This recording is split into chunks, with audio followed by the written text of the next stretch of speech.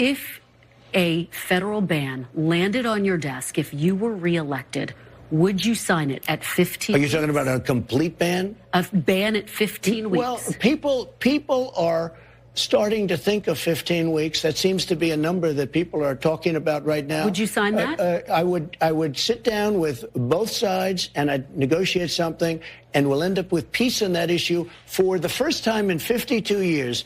I'm not going to say I would or I wouldn't. I mean, DeSantis is willing to sign a 5-week and 6-week ban. Would you support that? You think that I think what he did is a terrible thing and a terrible mistake. Several months later. Hot off the presses, our decision desk has just made a call in Ohio on issue 1, and we project that it will pass. Yes, on issue 1 will pass, putting the right to abortion in the state constitution in Ohio, with the provision that restrictions can be applied after the point of fetal viability, about 22, 24 weeks. But you can see right now we've got more than a third of the vote in here in Ohio on this. All right, guys, so I really take no pleasure at all in making this video. I really don't, because this video right here has basically confirmed my worst fears about the Republican Party going into 2024. But also at the same time, I guess it's better that it happened this year rather than next year. And it also proves Trump to be right on an issue that he faced a whole lot of backlash over just a few months ago for essentially telling the truth about where the state of the country is on this issue of abortion, which we're going to talk about today because that's what the slate of elections and ballot initiatives that happened last night were about. Now, before I get into this issue, I want to say this as a disclaimer because I don't want people to get it twisted in regards to my personal views on this issue. I am pro-life. In the 2020 election, I voted in my state of North Carolina for a state legislator that I knew would pass stricter abortion laws. And that's what they did. I voted for what North Carolina has currently done in regards to restricting access to abortion. I voted pro-life in my state. I want to make that clear as day before I get into this video because I don't want people to get it twisted in regards to my own personal views on the subject. However, there's a difference between my personal views and acknowledging that my personal views are not popular with the rest of the country and that pushing Republicans to adopt my personal views in swing states and at the national level where this issue is not popular, where people don't agree with me, is going to destroy the Republican Party and basically guarantee that we will continue to lose elections and maybe just maybe give Democrats the power to nationalize or federalize the issue, which would basically destroy all the progress that we've made on this issue in regards to Roe v. Wade being overturned in the first place, okay? I want to make that clear for people, right? I don't want them to get it twisted. As the GOP did not have a great night, considering the state of the country and the Democrat Party, as, again, they experienced a few losses here that we got to talk about. The first one, Democrat Andy Beshear winning the governor race in deep red Kentucky. Okay, he defeated Republican Attorney General Daniel Cameron. Now, the Never Trumpers and Team DeSantis will come out here and try to say, well, this is proof and evidence that it's Trump's fault and that, you know, Trump is a guy that is politically toxic and he's the reason why the GOP is losing. Also tonight in a very red state, the state of Kentucky, the Democratic incumbent, he beat a rising star in your party, Daniel Cameron. Cameron was also notably endorsed by Trump. He was embraced by him and embraced Trump himself. Was that a mistake on his part? Daniel Cameron was a rising star in the Republican Party until he decided to throw his lot in with Donald Trump. I mean, let's face it, Donald Trump is political and electoral poison down ballot. Down ballot, his endorsement has led to Republican defeats in the House, in the Senate rather, and the House in 18. In 20, we lost the United States Senate and the White House. In 22, we underperformed miserably. And tonight, you're seeing us lose again. Daniel Cameron made a huge mistake by embracing Donald Trump and selling his soul to him. That's what he did. And the voters of Kentucky, very red state, as you noted, gave their verdict on politicians who sell their soul to Donald Trump. Yeah, so you seen that, you heard that, okay? You're going to have Team DeSantis and Never Trumpers and, you know, other folks come out here and blame Trump for an election that was probably extremely tough to win, even in a red state like Kentucky, considering how the incumbent is a Democrat. It's very hard to defeat an incumbent. And Daniel Cameron was polling from behind basically the whole time, right? It's no surprise that he was defeated. And the election probably had less to do with Trump and more about what seemingly all the elections are about now in a post-Roe v. Wade world, abortion, right? In which Kentucky has a trigger law that went into effect that Daniel Cameron supported that basically effectively bans abortion outright in the state with no exceptions. Andy Beshear, his Democrat challenger, ran on exceptions, right? On trying to have exceptions for abortion. Lo and behold, the guy that ran on the exceptions, right, that was less extreme on the issue, won. Now we got to look at Ohio, in which voters approved an amendment to establish right to abortion in the state constitution. This amendment won 56.6% to 43%. Young people overwhelmingly voted. So, you know, the young thotties came out and voted on this issue. Okay, even older people as well, too, kind of voted a lot for this issue, too. Ohio being a state that used to be a swing state, but more so than before, it's been a pretty red state, okay, for the most part. But I think what is the most shocking here and really telling is what happened in Virginia, a state led by Glenn Youngkin, who is a Republican rising star. The establishment wants him to try to take down Trump, and the outcome of the Virginia elections would determine whether or not Glenn Youngkin could potentially enter the race. It looks like that's going to be put on hold as Democrats have swept in the Virginia elections to take control of the General Assembly. Now, this comes right after Glenn Youngkin came out and expressed support for a 15-week abortion ban leading up to this election. And that didn't work out too well. Take a look. As we entered this cycle, I had pulled together leadership and said, I think we should progress a bill that protects life. And so we've done exactly that. And I just wanted to make sure people understand what we would deliver. And the candidates that are all running have all agreed this is the bill that they would progress. And so I just think it's really important that Virginians have a clear choice. And I'm a man of my word. And this is what I told people we would do. Okay, good morning, family. It was a big upset for the governor there. Not only did he lose the House, but they were not able to flip the Senate. Let's look at the map right here. You got Democrats at 51 to the Republicans 47. And when you go over to the House, can we switch? Okay. And then you got 21 Democrats there in the Senate, and then 17 Republicans in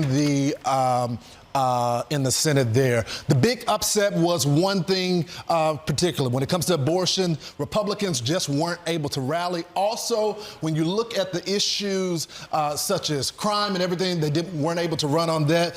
When you look at also, the Democrats outspent the Republicans there. And when it comes to early voting, the Democrats really pounded the pavement there, guys. They did indeed, Lawrence. Yeah, a lot at stake. In Virginia, that was really a loss for the governor. And he traveled all over that state to all the different districts. They spent a ton of money trying to get the Republicans to win in both of those establishments. But the no abortion ban, I mean, I think that's what the voters said. What did he want, Brian? He wanted 18 weeks. Is that right, the governor? 16, I think 15 weeks. 15. And he also said, flip the House, keep the Senate.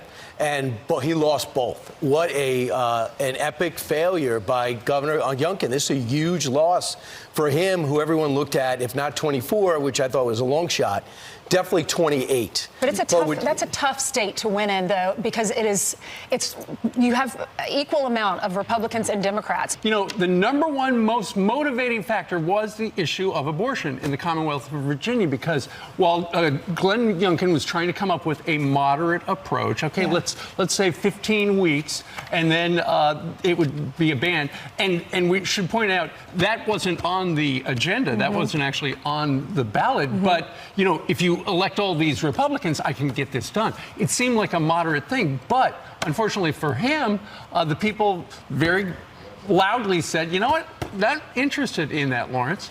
Yeah. So like I said, all of the conservatives who were attacking Trump for essentially taking a moderate position on this issue because he saw how in 2022 the GOP lost the midterms literally because of abortion, you owe Trump an apology, a big apology, a huge apology.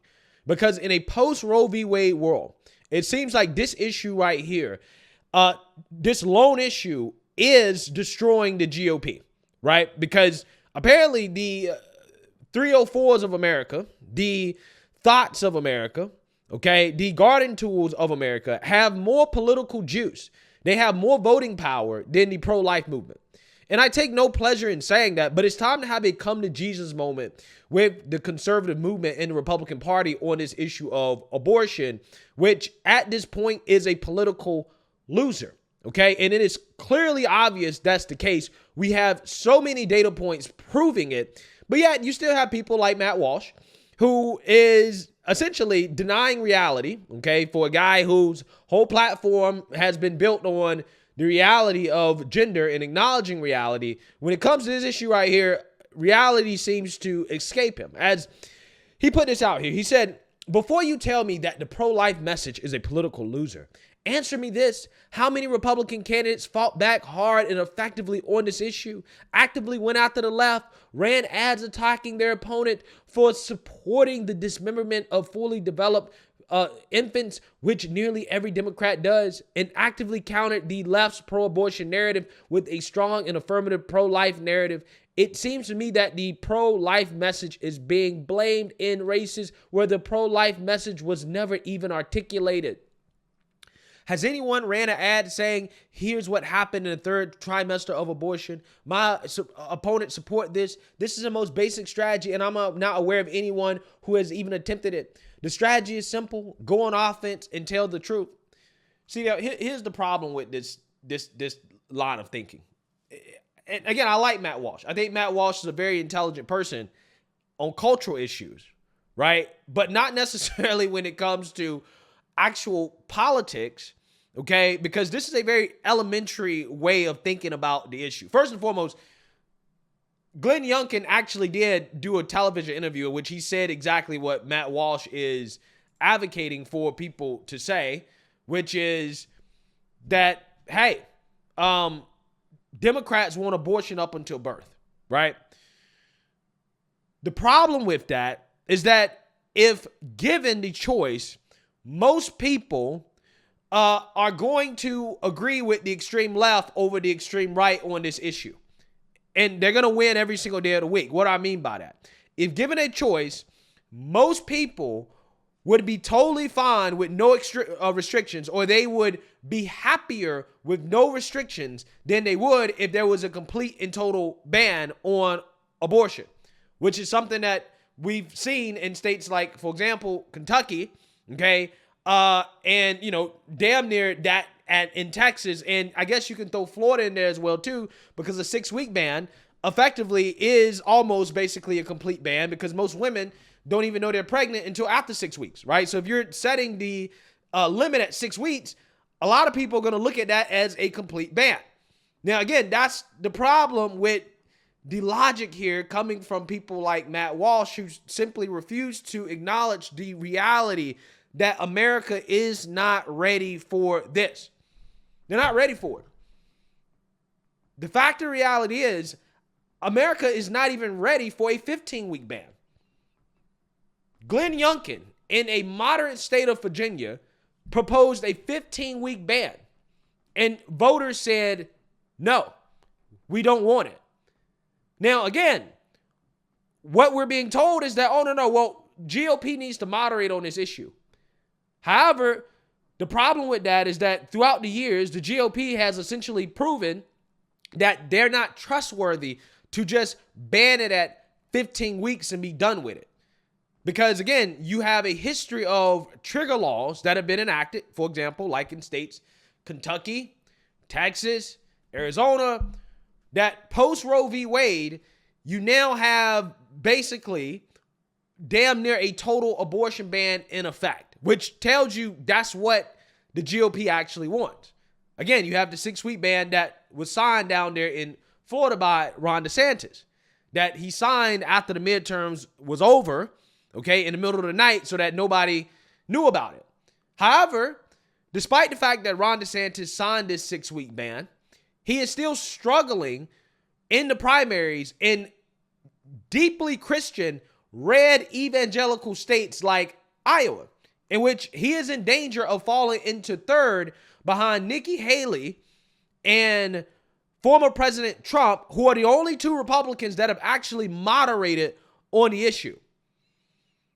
So again, somebody needs to tell me, right, where is all the grassroots support for a total abortion ban when we can't even get it passed or support for it in red states without trigger laws in which people voted for Republicans to put that into law before Roe v. Wade was overturned. And nobody realistically thought that Roe v. Wade would ever be overturned.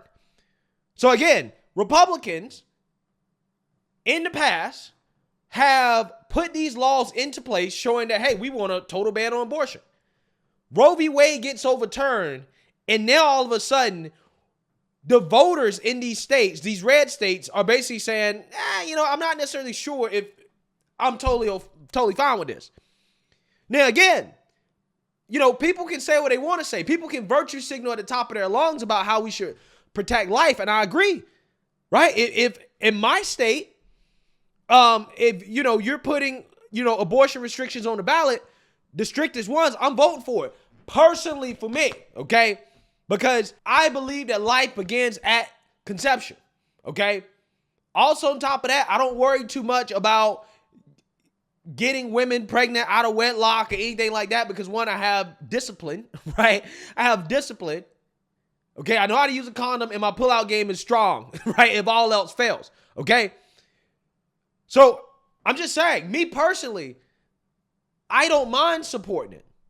However, I also recognize that a vast majority of the country is just not there with me. They don't agree with me. So what's happening is that it seems that the people that are so passionate about protecting life can't outvote the 304s of America, the garden tools of America in regards to this issue. They're not showing up at the polls, right? Either that or there's not enough of them to gain support for this issue in regards to protecting life, right? But yet we're criticizing a Republican that is telling the truth about how this issue is essentially destroying Republicans' chances of actually winning and allowing Democrats to continue to take control, in which on every other issue, Democrats are losing, right? Every other issue, crime, inflation, immigration, Democrats are losing across the board. The one issue they're winning on is abortion. And for a lot of people in this country, so it seems, that is the biggest issue. They want their choice. So again, I'm trying to figure out, why do we keep pushing Republicans to get on board with an issue that causes them to lose? When the voters themselves that are pushing Republicans to get on board with the issue don't even vote enough to actually get Republicans elected to do anything about it. DeSantis should be winning Iowa, right? He should be out in front because of his 6-week abortion ban. It's that important, right? So again, my question is, why aren't Republicans who are running on this issue winning?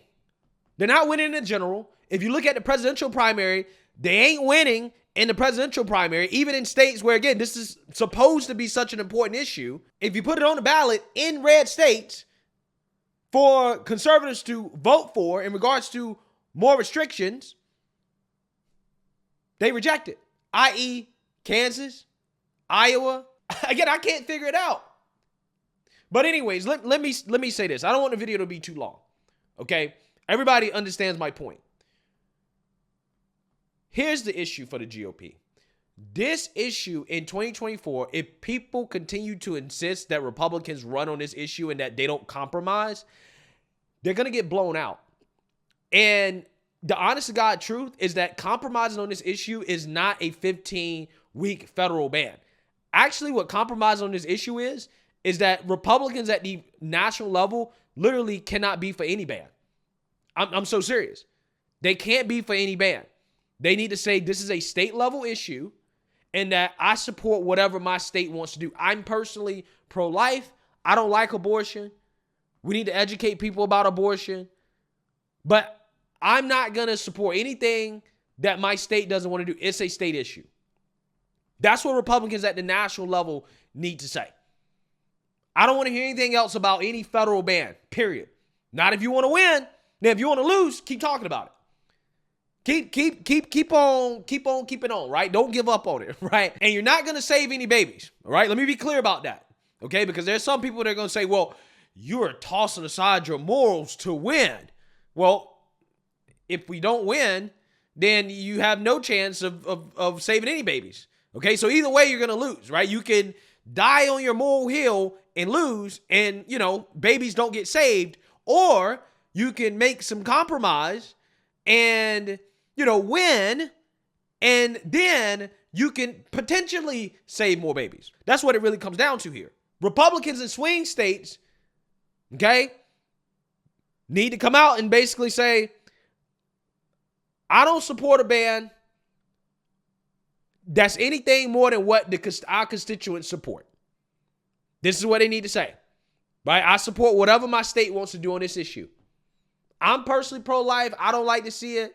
I think we should invest in resources so that women don't do it, right? Or that we help women make, the best decision, okay? Or the decision that supports life. But I'm not for a ban. And I'm just saying, I'm just keeping it 100. Look what happened in Virginia. 15-week ban. Flipped the Virginia legislator blue. I'm just going with the data and the results. Now, in deep red states, Republicans can be all for the ban, right? If you want to ban it in a deep red state, go for it. Because at least in those states, it's not, you actually have the support for it.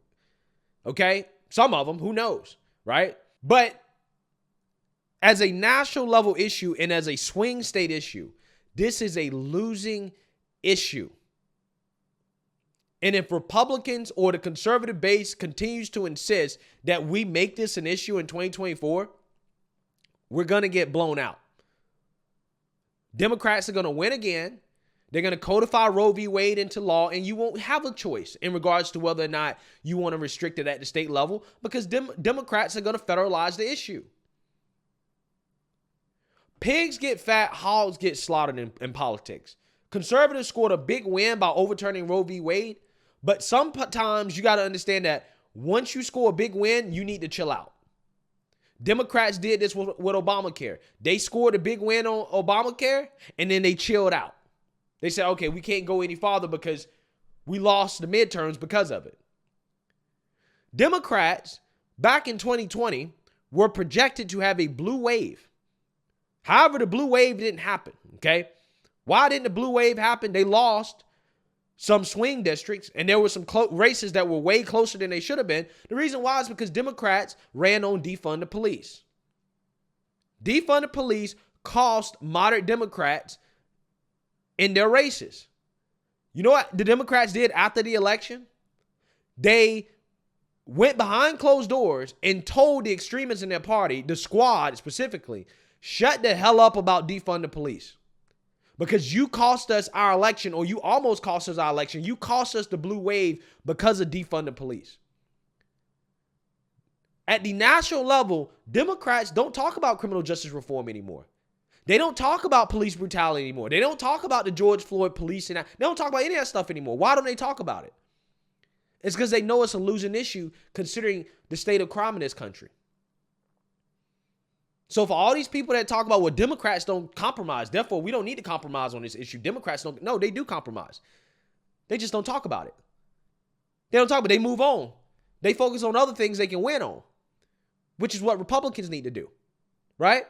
Focus on things we can win on. We can win on immigration. We can win on crime. We can win on the economy. we can't win on this issue of abortion. The country's not there yet. The culture's not there.